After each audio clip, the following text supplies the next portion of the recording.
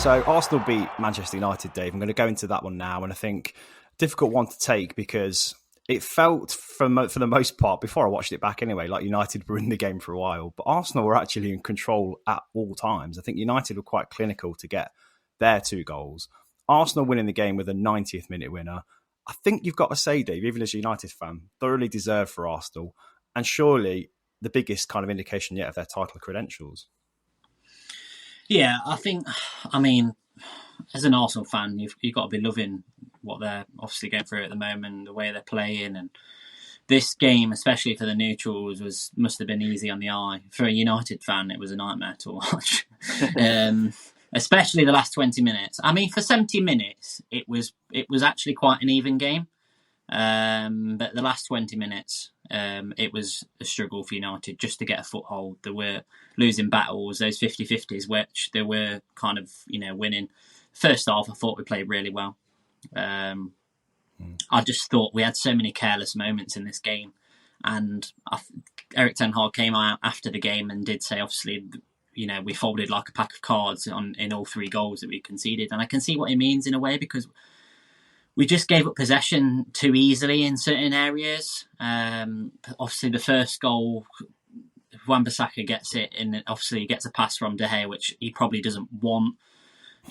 But to be honest, it actually wasn't a difficult situation. All he's got to do is just punt it up the line if he's in a bit of difficulty, but he loses the ball there. Arsenal obviously gain possession, do really well actually to score obviously the goal, really good goal, but Wan-Bissaka caught out again at the back post. How many times do you have to say that? And Wan-Bissaka must have conceded so many goals at the back post for United, it's untrue. And I can see why people say he's a good defender. I'd say yes and no. I think 1v1 is really good, but he gets into these positions too often where he has to make last-ditch tackles, and thankfully he's absolutely brilliant. Somehow, I don't understand how we managed to get his legs into these positions to actually swipe the ball away from in some of these sliding challenges, but he does. And I just feel like in that team, with this squad at the moment, the best we can be looking for is top 4, because once we lose a couple of players, we just don't have the strength in depth to replace them. And we've seen that with obviously Dalot, we've seen it with Casemiro. We've not got a striker who can actually stay fit, a striker who's arguably good enough. Obviously, Martial can't stay fit. So I think for what we're doing now, I think we're overachieving. I really do. I don't think we were ever in this title race. City and Arsenal are by far the best teams in this league. City are in a position where they obviously have the squad. Arsenal don't as much, I wouldn't say. So if they get a couple of injuries, that could affect them. But I'm proud of you. I came from this game actually being quite proud of United, because I thought we actually did play well, and we kind of went toe to toe with Arsenal at times in periods in the game.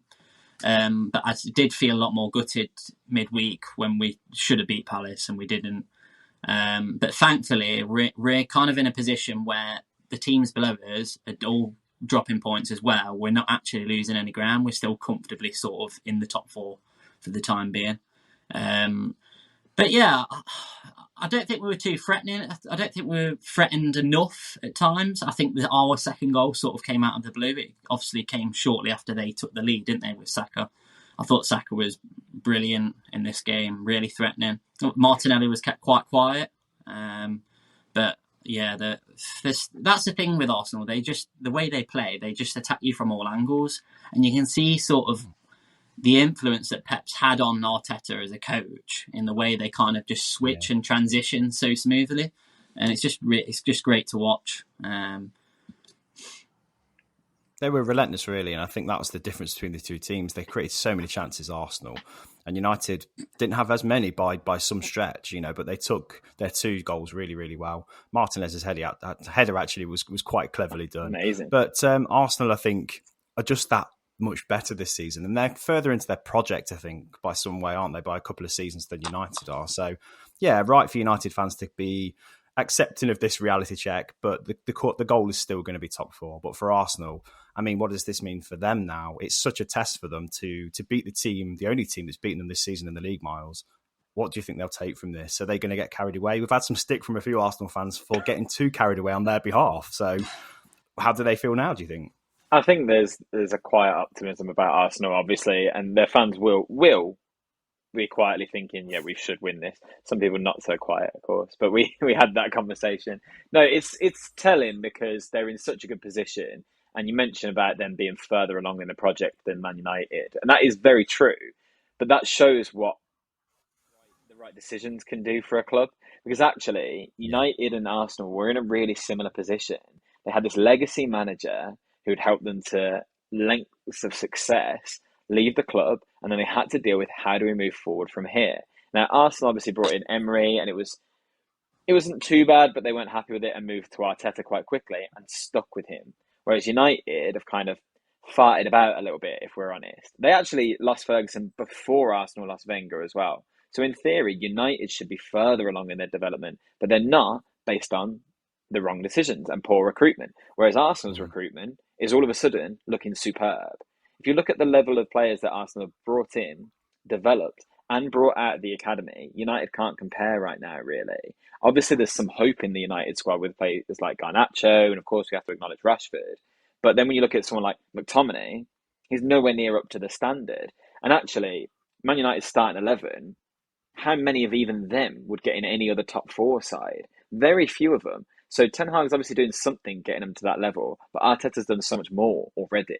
And that's really Mm. impressive for Arsenal because player for player, they just had more quality, definitely, which is a weird thing to say about Yeah. these two sides because only last season Arsenal were struggling to make the top four, of course, and this upturn in form is down to very good coaching, consistency, and a real good Clearly. team spirit. And it was interesting in this game because I actually thought in the first half United had the better of it, and Arsenal had a lot of problems to address, particularly how they dealt with Rashford because Ben White was really, really struggling with him. Partey looked quite, I don't know, almost shaky at times when he was trying to defend. Much better at bringing the ball forward, of course, but Rashford was having all sorts of joy. And obviously, he addressed that at Yeah. half time by bringing Tomiyasu on. He at times still kind of struggled with Rashford, but dealt with it a lot more efficiently. And then the game changes because United don't have any depth. And when it was clear they needed to make a change, the only one they could make was bringing on Fred for Anthony. I thought that was the wrong change. I understood the logic behind it because Saka was cutting inside so freely that you needed to put someone in the Yeah. middle that was going to have a bit more energy to try and track him at least. But what you also do by doing that is completely take away any attacking impetus that you've got and free Arsenal's fullbacks up. Look how much once Rashford is on his own up front and Anthony's not on the other side, all of a sudden United's forward line goes like this and comes much more narrow. And Arsenal's fullbacks just moved that much higher up the pitch. And Zinchenko Yeah. and Tomiyasu were able to join in the attacks. And all of a sudden, United could not deal with it. They were absolutely overloaded for that last 20 minutes. And it's a shame for Fred because really, with Casemiro gone, it was his chance to just show this is what stability I can bring to the side. And I think, if anything, it disrupted it. It was the wrong change. Maybe it should have been Eriksen for Fred to keep that attacking momentum as well and give Arsenal something to think about.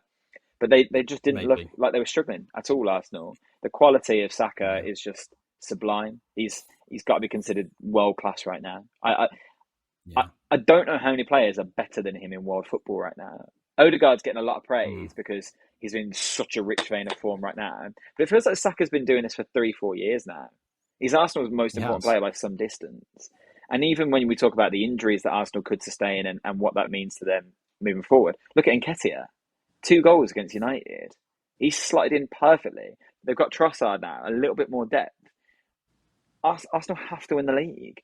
I know they've still got to play City twice, but this gap and the run of form they're on, where else do they drop points? Realistically, we were talking about Yeah. it, and this is where we mentioned obviously what we were talking about last week. But Norwich are the only side ever to have a lead as big as Arsenal's at this point of the season and not gone to win the league, and that was the first Premier League season ever.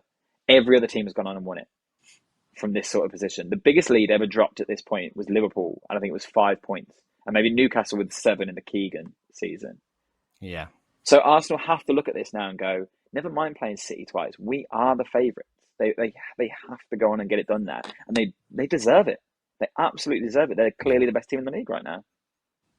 Yeah, I think this United game as well was a chance for a few players to stand up and show their class. I think Saka was the main one from that. Yeah. I thought Zinchenko was great as well. I think it's probably his best game in an Arsenal shirt. He was so effective. But Saka's goal, I think you could probably argue, although it was so perfect almost in its positioning, I think Casemiro is probably going to get to that. I really do. Eriksen was nowhere near him when he took the shot, and I think Casemiro probably would have tracked his cut inside better. But, small margins, and I think on the grand scheme of things, Arsenal were the much better team. And like I say, in their evolution, they are showing what trust in a manager does, trust in a system and an ethos does as well. And there are shades of Man City about Arsenal as well, which is, I think Arteta's watched the City game the other week from United and seen how they struggled and figured out how to kind of counteract that. And United did struggle. They were worked hard. They were pressed hard. There's a lot of running from Arsenal's players, and you could see the age showing through there as well. They're just an energetic, enthusiastic, enterprising team of players. And I really enjoyed watching the game. It was a bit of a throwback to how it used to be without the handbags necessarily, but loads of young players showing their class at a great stage of their careers. Yeah, I loved it.